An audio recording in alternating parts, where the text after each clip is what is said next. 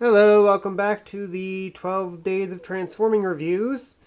We got Savage Noble in the back there to review this set, which is the Toys R Us exclusive Infernicus from last night. And yeah, like many people, I picked this up when Toys R Us went into liquidation. So, got it dirt cheap at least. Now then, there is something that needs to be said. These four right here, those four, they're repaints of the what did they call them? Because they're repaints of Transformer Prime toys, which of course was from the Abominus set. I want to say Terracons, but I don't know if they were called Terracons in Prime. This guy right here, however, whose name is Skulk, is the 100% original mold for this set.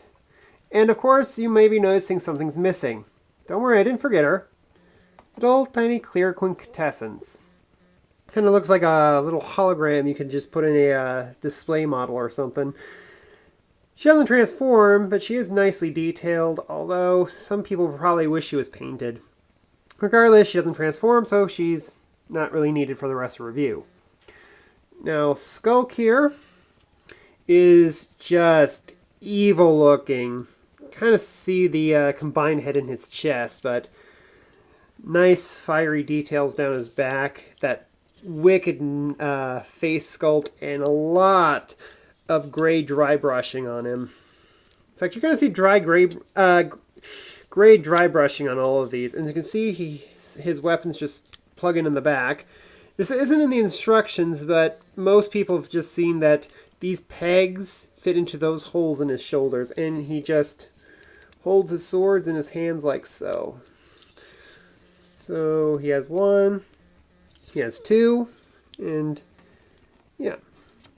His arms are a little fiddly to work with because of the combination. So it is a little tricky to get used to how his hands work, and you can't tilt his head in any way except for up and down, but again, that's a transformation joint. Has some nice articulation in his legs, which gives him a little bit more posability than the original figure this set was supposed to come with, although it is a little difficult to stand him because there's no way to change the feet. Although that is a good pose for him. Now then, this guy right here is Blut, who is a repaint of Ripper Snapper. And he's nicely detailed. This looks like dry brushing, but some of it actually looks like it's textured on like a paint app that's just been applied rather than brushed on. There's some nice molded details, and the reason why I haven't transformed him, because he only turns into the torso. He doesn't turn to anything else. But these guys all transform, so I'm going to try to transform him on camera. Although, it is worth mentioning there is some mold degradation, because this has been reused a few times, so it's going to be that some joints will be loose, some joints will be tight, and some joints may not work like they're supposed to, so gotta fold him up like that. Fold up the back. And you gotta kind of turn some of these into robot mode. Some of these have to stay in monster mode in order to work for transformation. And there is Glug in his robot mode. So we're going to put him off to the side here. Again, about the same articulation as one of those little $5 Transformers, so don't expect a whole lot. Next we have Rupture, and he is a repaint of Razor Claw, I believe his name is. I have to look at my Power of the Prime stuff to remember his name. But he has a little bit of a decent articulation in his bird mode. His robot mode is just simple. Just fold in the torso, flip up the robot head, flip these feet up, flip the tail up, fold in the arms, flip those panels out, and you're done. Again, not a whole lot here. And of course, these guys don't come with their accessories. Only he comes with accessories. Now then, this is a repaint of Center Twin who they call Thrash. And there's a problem here. These panels are extremely loose. Even the original one I had, which I'm not taking out because it's clear plastic. Yeah, the Target exclusive clear plastic version. These things were always loose. They don't really fit in securely with friction. I would like to try to figure out a way to do that, but it's not really easily fixed with the super glue fix. And his heads are a little fiddly to work with for posing, but not terribly. So let's get him into robot mode. And as you can see, this is the problem. You have to lift these out as far as you can and try to twist them around. It's really hard to twist them around, and when you plug them in, they're not really that secure. So you have times where the panels will just slide right out. And the same with the other leg as well. Kind of have to fiddle around with it, hope that sticks in there like it's supposed to. Of course, we flip these down like so. We flip out his torso, plug that in, try to get his arms in there. As you can see, this is already starting to slide out when it's not supposed to. Fold up his tails, and we have him in robot mode. Again, about the same articulation as the other guys, although he has ball-jointed feet, which gives him a little bit more range than the others. And finally, this is called Gorge. Wait. Was he Ripper Snapper? Or is this Ripper Snapper? I don't even remember anymore. No. That's Cutthroat. This was the repaint of Ripper Snapper. So, yeah. Sorry, I'm getting these mixed up because they're not in their original paint schemes.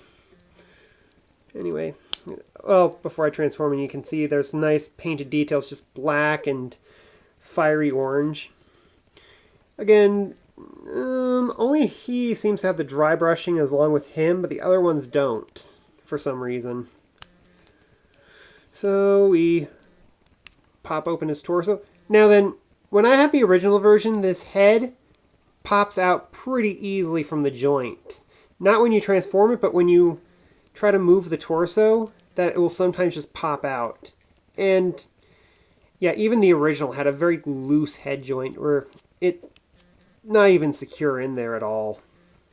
Okay, we twist his knees, fold out the feet, which were originally his claws.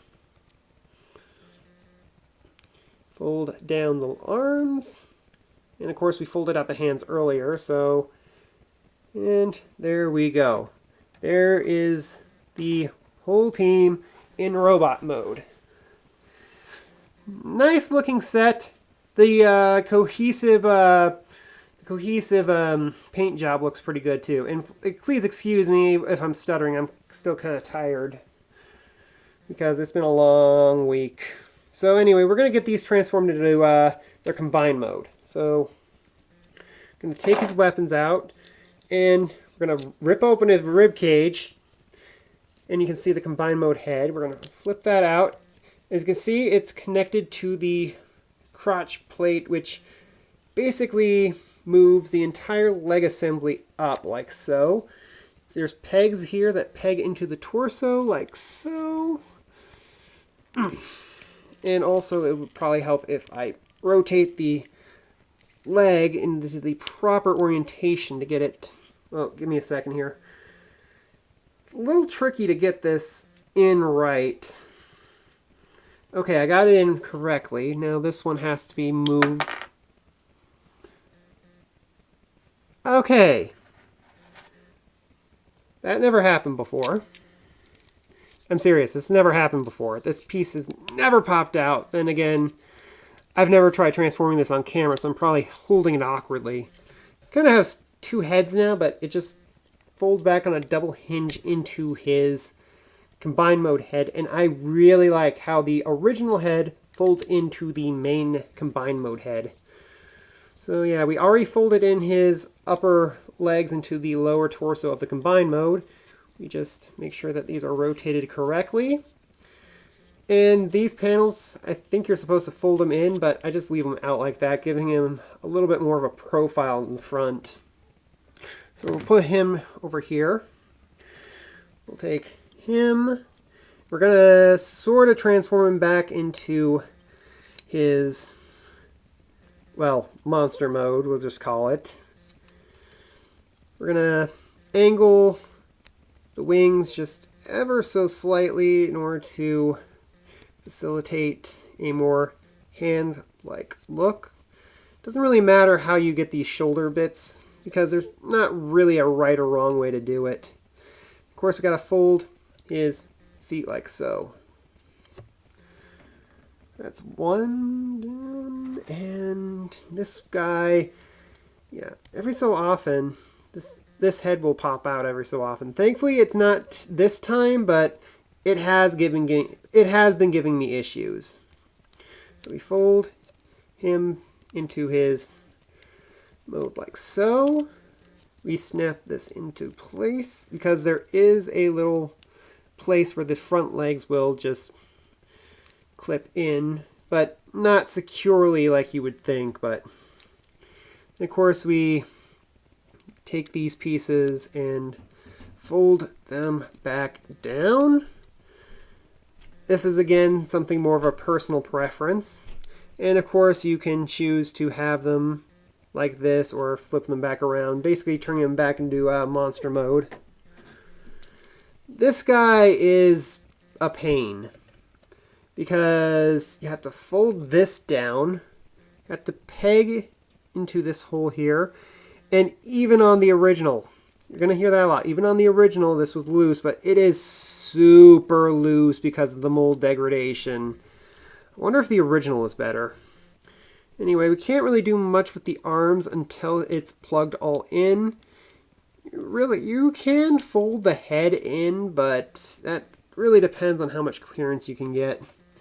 Same with this guy. We peg his legs in together, fold out the front talons of his robot mode, fold in the head, and separate the torso just a little bit so we have just enough clearance to get in.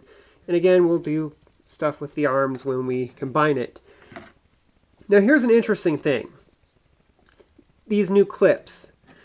Originally they were just, the original clips on the Abominus set were just these little pegs that just clipped on. You can kind of see the original clip system right here.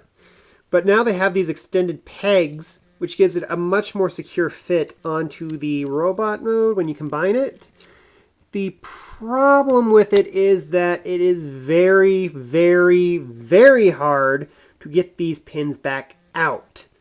As you can see, they are secure in there pretty tight. So you have to kind of fiddle with it, kind of try to push the two tabs together in order to get it out. And even then, I don't know how long that would last. Yeah, remember when I said pieces will fall off? Oh wait, that's not the head of this guy. It's the other rib? No, it's his foot. Yeah, again, I chalk this up to mold degradation because, again, this has been used a lot, so mold degradation's a thing, and for something this small, things like that are going to happen. So we're going to try to plug those back in because they don't really fit in there all secure-like. Try to get this clipped back on like so. Then we fold this piece up, and as you can see, the head doesn't really give much clearance unless we fiddle around with it. We just have to fold these legs back like so, and his torso's coming apart. So yeah, there's one leg, and it kind of has a problem. We're going to do the same here. This one is even harder to get on and off because there's really no way to get to those pegs inside the torso. Snaps in nice and secure. I'm not going to try to get it removed on camera. And then we're going to try to tab this in, but again, just like the original Abominus, it doesn't really tab in too well. So we just fold his arms back, and that is the other leg. Wait, let me see something. This looks crooked, but no, it's not crooked. It's because I have the toes oriented the wrong way. This guy right here, 2 posts, 2 holes. So we just... Sorry. Just plug them in like so. And as I said, this can be moved any orientation you want to give it a nice look. And these things are just fiddling around. So we have one arm there. Let me just get this guy right here. Plug in the other arm like so, just like before. Okay, and there we go. And I don't think I got those right.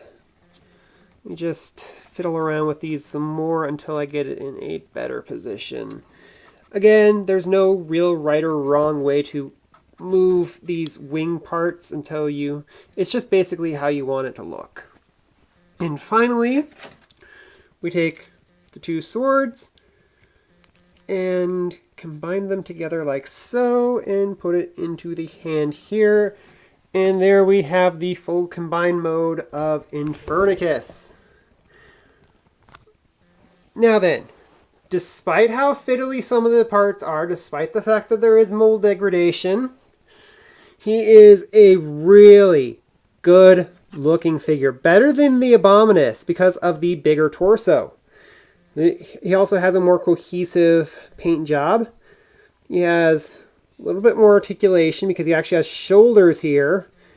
Get an inward elbow, sort of. Same here. And you can also flex these as kind of like fingers. He has a nice posable foot, but unfortunately once you get to the combined part there, it's a little tricky because you have to really be careful. But because of that larger torso, he pulls off some pretty good poses and looks a lot more proportional than the original combiner did. Anyway, that's my review of Infernicus. To be honest, a pretty good Toys R Us exclusive, although I really wish this was more of a mass retail release. Even though the limbs are repaints, the torso was brand new, and it really makes this a lot superior than the Abominus that was released before. Anyway, that's my review, and I hope to see you guys next time. Bye!